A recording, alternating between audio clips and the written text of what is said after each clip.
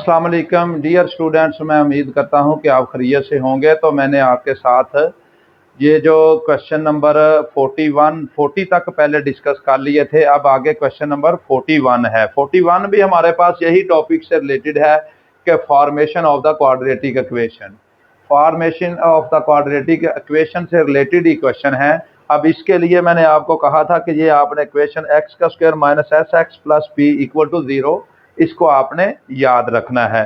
तो अब रूट हमारे पास जो है वो ये है 1 प्लस अयोटा और एंड 1 माइनस अयोटा। ये आई नहीं होता, अयोटा है।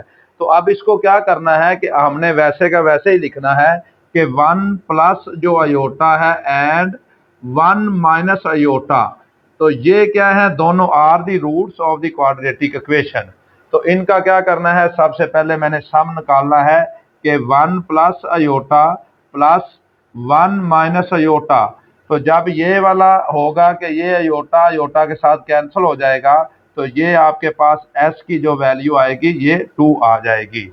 क्योंकि अयोटा अयोटा के साथ कैंसिल होगा तो आपके पास आंसर क्या आ जाएगा, 2 आ जाएगा। अब जब इन दोनों की प्रोडक्ट लेनी है तो ये आपके पास 1 प्लस अयोटा और ये आ जाएगा 1 माइनस अयोटा आ जाएगा।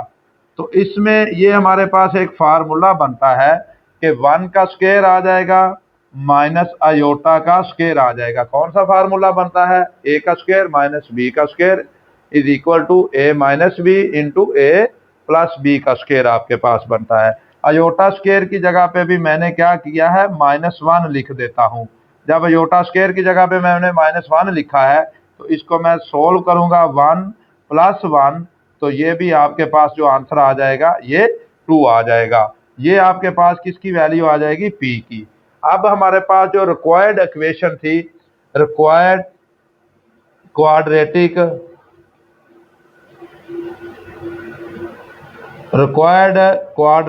जो इक्वेशन है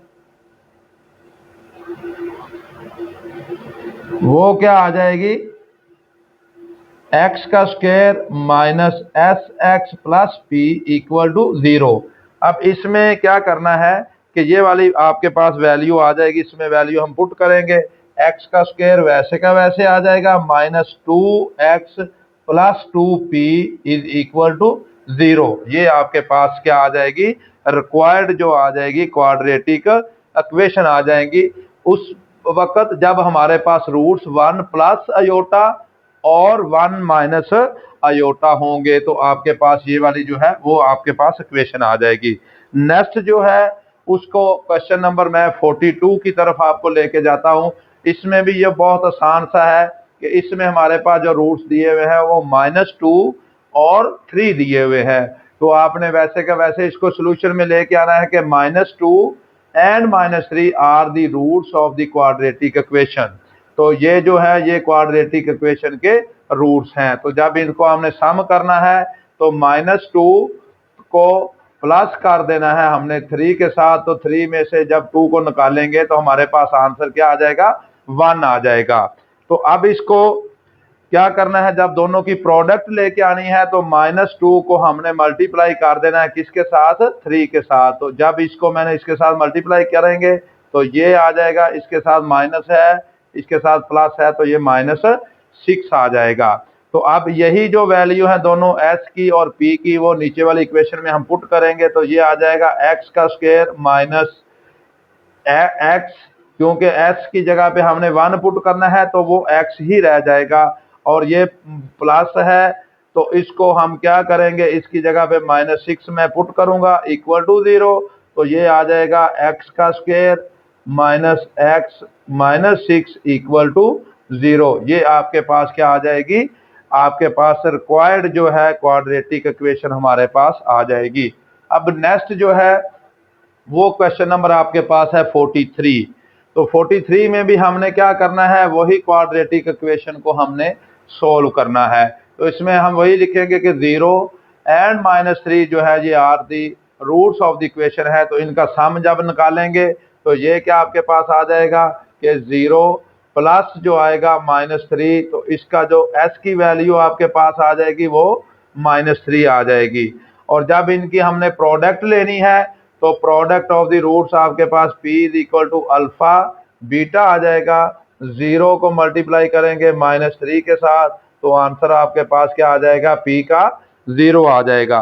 तो अब इसको जब हमने करना है नेक्स्ट, तो इसको क्या करेंगे, रिक्वायर्ड जो आपके पास आ जाएगी इक्वेशन, रिक्वायर्ड जो आपके पास क्वाड्रेटिक इक्वेशन आ जाएगी, वो क्या आ जाएगी, वो आपके पास आ जाएगी एक्स का square minus S x plus P equal to 0।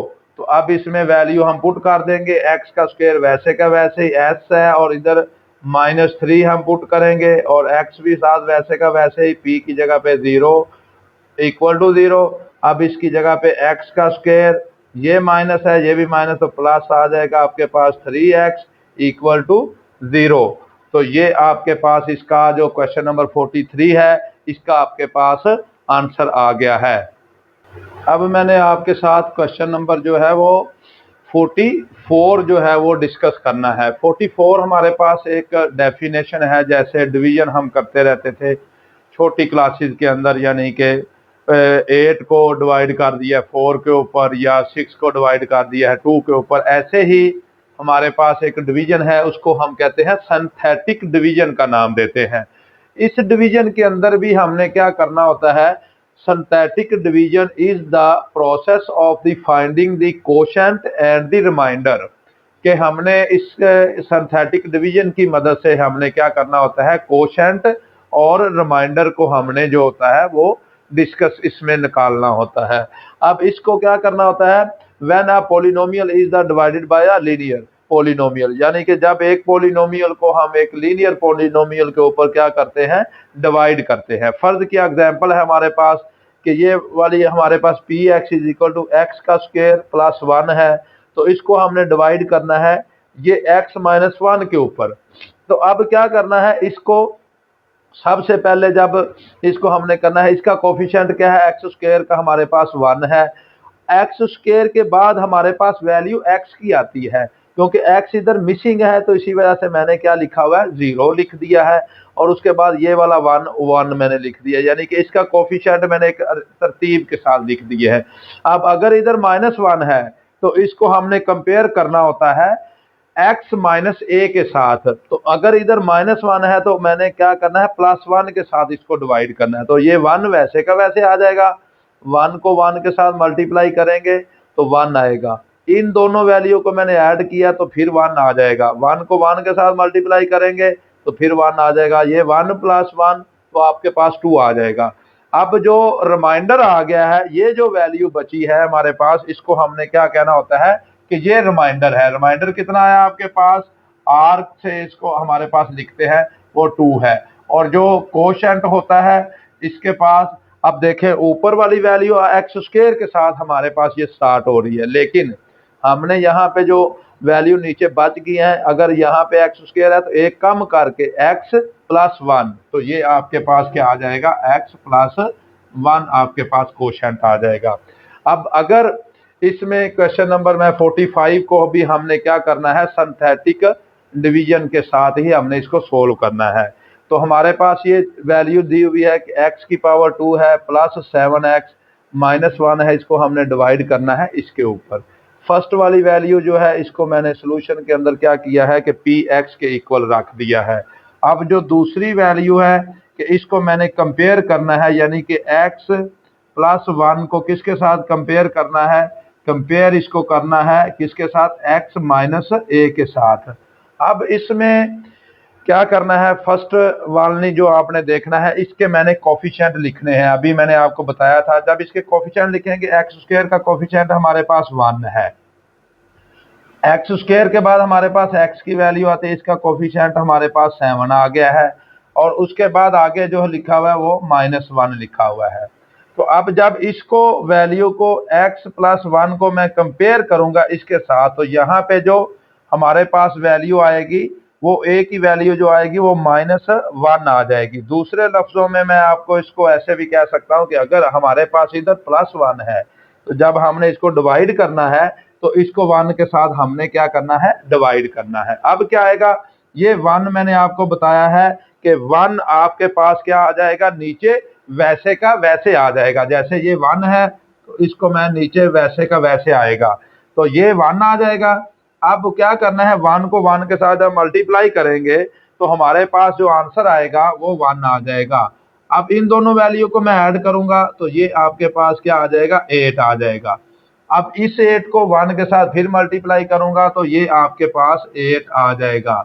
अब इन दोनों वैल्यू को जब मैंने आपस में ऐड करना है तो आपके पास जो आंसर आएगा ये आ जाएगा 7। आपके पास जो आंसर है वो 7 आ जाएगा। अब इसमें क्या करना है, हमने क्या लिखना है, एक तो मैंने आपको बताना है कि इसमें कोशेंट क्या है और दूसरा रिमाइंडर क्या है। अब जो इसके अंदर जो रिमाइंडर की वैल्यू आएगी, सबसे पहले मैं उसको लिखता हूं। रिमाइंडर आ जाएगा आपके पास, रिमाइंडर को आर से भी मैं लिखता हूं, ये आपके पास 7 वाली वैल्यू आ जाएगी, क्योंकि जो वैल्यू मैंने आपको पहले भी बताया था इधर आती है वो आपके पास रिमाइंडर आ जाएगा। और जो कोशेंट है वो क्या आएगा, कोशेंट की वैल्यू जो आएगी, इसको मैंने लिखना है क्यू एक्स के साथ। अब ध्यान से जरा गौर से देखना है, ये वाली जो वैल्यू है ये स्टार्ट हो रही है हमारे पास यहाँ पे एक्स स्क्वायर के साथ। ऊपर स्क्वायर अगर आएगा तो एक वैल्यू कम करके लिखना है। यहाँ पे हमारे पास एक्स पे लिखा, एक्स प्लस 8 हमारे पास क्या आ जाएगा, इसका कोशेंट आ जाएगा। एक्स प्लस 8 जो आएगा ये कोशेंट की वैल्यू आ जाएगी। ये हमारे पास आ जाएगा रिमाइंडर 7, और जो कोशेंट आ जाएगा वो आपके पास क्या आ जाएगा, एक्स प्लस 8 आ जाएगा। नेक्स्ट भी जो क्वेश्चन है वो भी सेम एज इट ऐसे ही है। इसको जब हमने सोल्व करना है, सॉल्यूशन के अंदर जब इसको हमने देखना है, थोड़ा सा ये स्टेप गौर से, पहले पी एक्स की जब वैल्यू लिखनी है तो ये क्या आ जाएगा, सबसे पहले 4x की पावर 3 है, उसके बाद x की पावर 3 के बाद एक्स स्क्वायर आना चाहिए, तो इसको मैं लिखूंगा 0x का स्क्वायर आ जाएगा आपके पास, तो फिर आ जाएगा -5x आ जाएगा, प्लस 15 आ जाएगा।